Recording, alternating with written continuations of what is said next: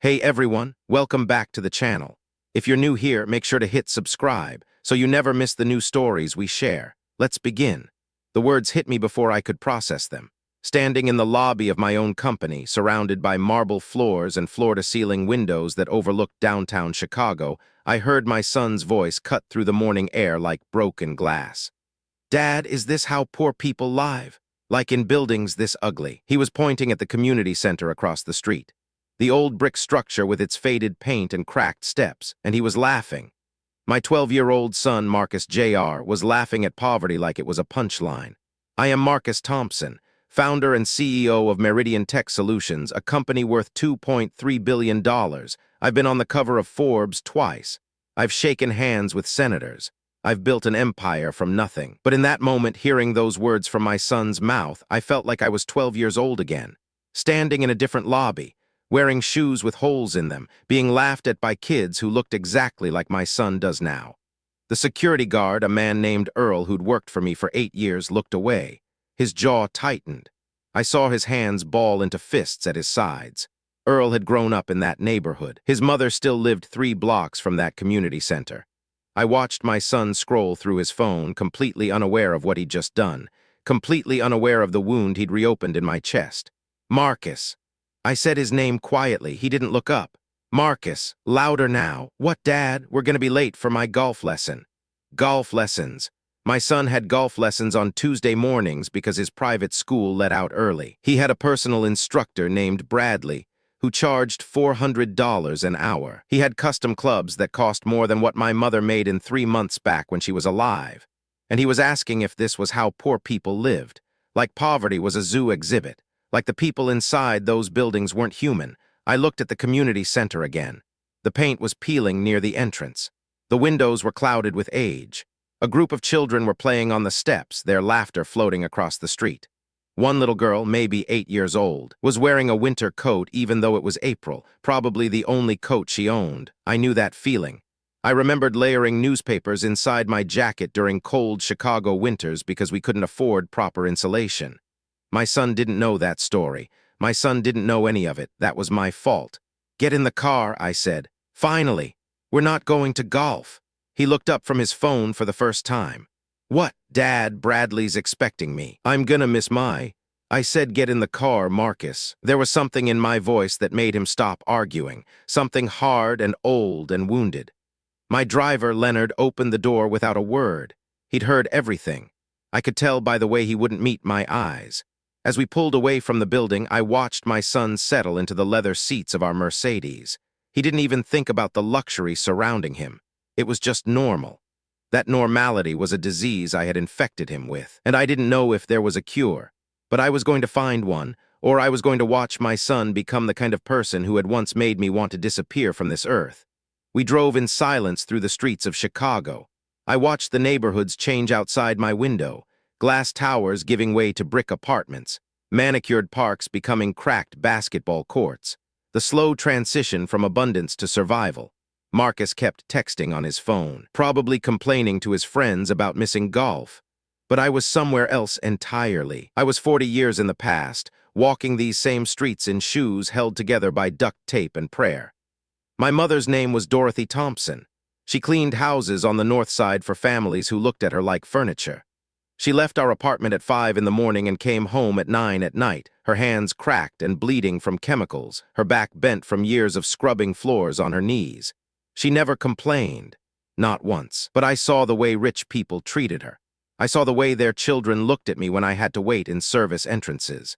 There was a boy named Preston Whitmore, Roman 3. I remember his name like it's carved into my bones. He was 12 years old, same as me, and his family lived in a mansion in Lincoln Park. My mother cleaned their house every Thursday. One day I had to come with her because I was sick and couldn't go to school. I sat in the kitchen, trying to be invisible, reading a library book about inventors. Preston found me there. "Is this how poor people learn?" he asked, pointing at my library book. "From free books because you can't afford real ones?" His friends laughed, 3 of them standing in the doorway of a kitchen bigger than my entire apartment. I didn't say anything. I couldn't. My voice had disappeared into some dark place inside my chest.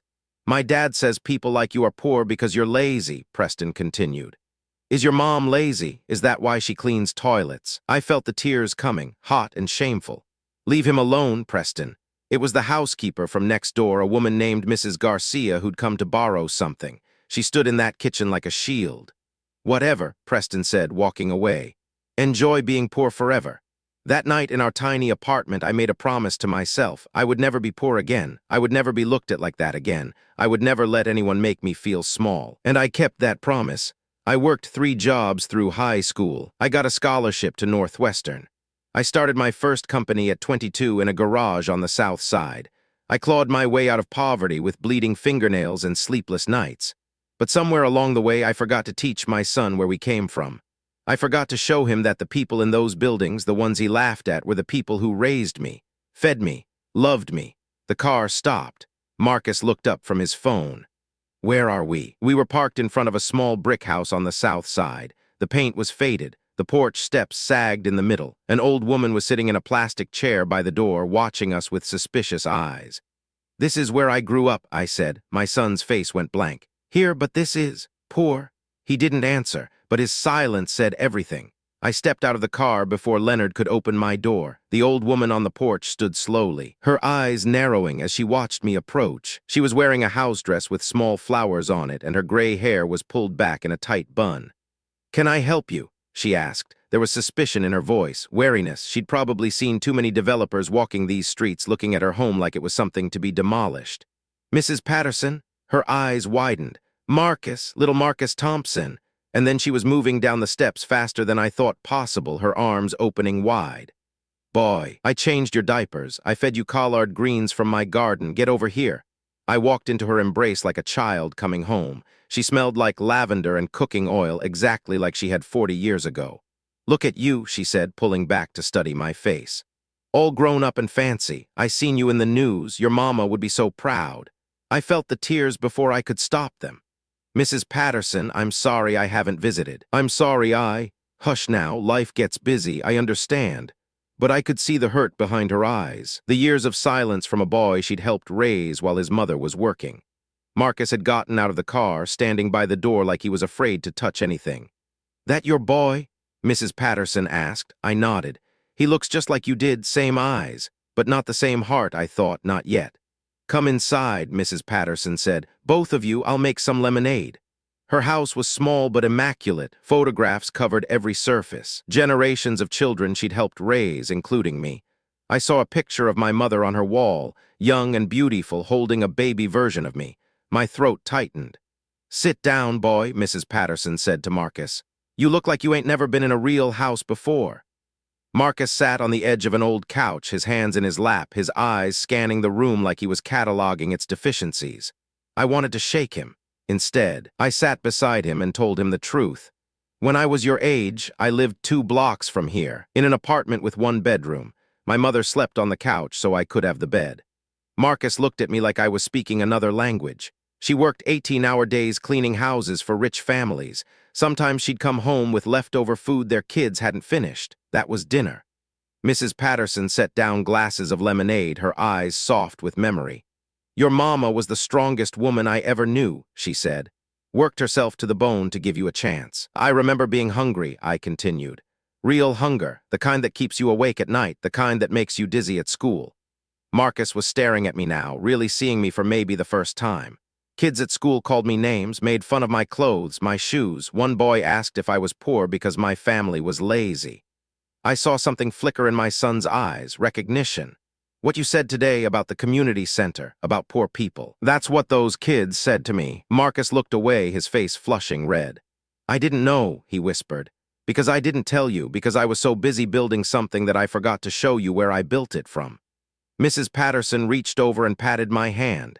"It ain't too late, Marcus. It's never too late to teach a child who they really are." We stayed at Mrs. Patterson's for 3 hours. She showed Marcus photographs of my childhood, the tiny apartment, the second-hand clothes, the community center where I did my homework because our building didn't have heat in winter. I watched my son's face transform, the arrogance draining away like water from a sink, something else filling its place, something that looked like shame.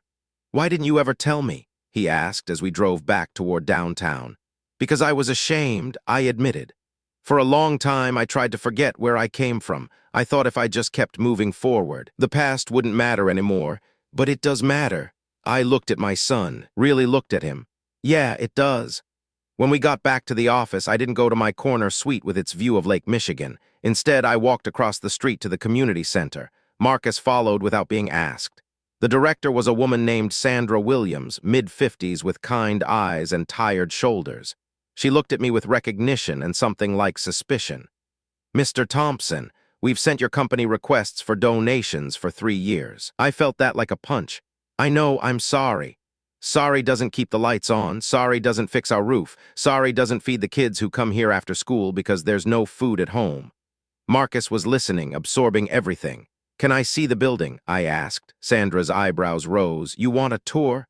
"I want to understand." She showed us everything, the leaking ceilings, the outdated computers, the kitchen that could barely feed 50 kids, when 100 showed up every day. I watched children doing homework at folding tables, some of them wearing coats indoors because the heating was unreliable.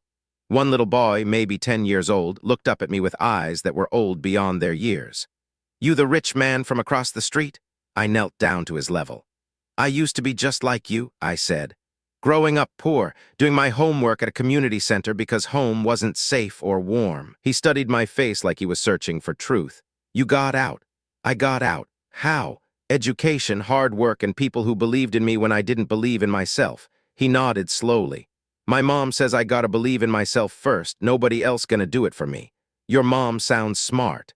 She works 3 jobs. She's tired all the time." I thought of my own mother, the exhaustion in her bones, the way she kept going when her body begged her to stop. "What's your name?" Deshawn Miller." "Deshawn, I'm going to make you a promise. This building is going to change. Things are going to get better, and I'm going to come back here and check on you personally." He looked at me with skepticism earned from broken promises. "Lots of people say stuff like that." "I know, but I'm not lots of people." I stood up and turned to Sandra. "I want to rebuild this entire center. New roof, new heating, new computers, a full kitchen, after-school tutoring programs, everything." Sandra's eyes filled with tears. "Mr. Thompson, that would cost?" "I don't care what it costs. This is where I came from. These are my people, and I forgot them." I looked at my son standing in the corner watching everything. We both forgot them.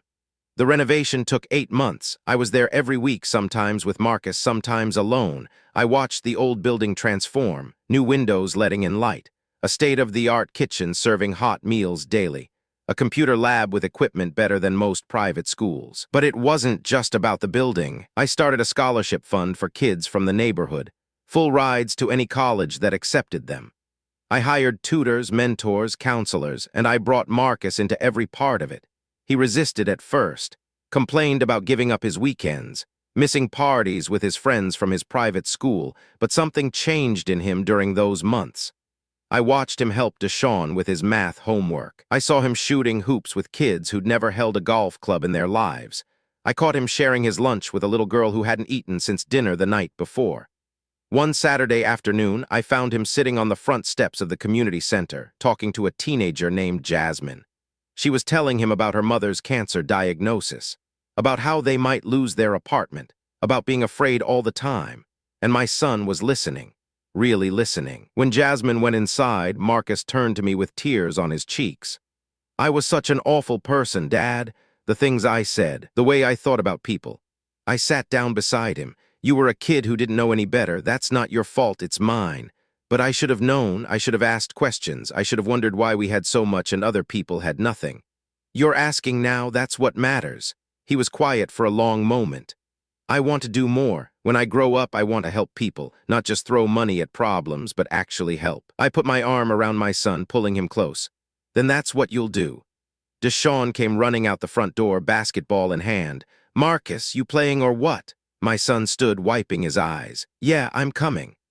I watched him run toward the court, joining a game with kids who came from poverty just like I did, and I thought about Preston Whitmore, Roman 3, the boy who'd asked if this was how poor people learned. I looked him up once years ago. He'd inherited his father's company, run it into the ground, and spent the rest of his life chasing his family's former glory. Cruelty has a way of coming back around, but so does kindness. Mrs. Patterson came to the community center's grand reopening. She sat in the front row as I gave a speech about second chances and remembering where you come from. Afterward, she pulled me aside. Your mama's watching, you know, right now. She's watching and she's proud. I believed her, because standing in that building, surrounded by children who reminded me of who I used to be, I finally understood something. Success isn't measured by what you accumulate. It's measured by what you give back. And my son, the boy who once laughed at poverty, was learning that lesson the only way it can truly be learned. By seeing, by listening, by caring, by becoming human again. The evening light was golden as we left the center. Marcus walked beside me, quieter than he used to be, more thoughtful. Dad, yeah. Thanks for showing me the truth. I smiled. Thanks for being willing to see it. We walked toward the car, but Marcus stopped, looking back at the community center one more time. Can we come back tomorrow? We can come back every day, son, for as long as you want. He nodded, satisfied, and as we drove home through the streets of Chicago, past glass towers and brick buildings, past wealth and poverty side by side, I knew that something had healed in both of us. The wounds of the past never fully close, but they can become doorways instead of scars, doorways to compassion, to understanding, to change. That's the gift my mother gave me all those years ago, and now, finally, I'd given it to my son. Thanks for watching. Subscribe and visit the channel for more real-life stories like this one.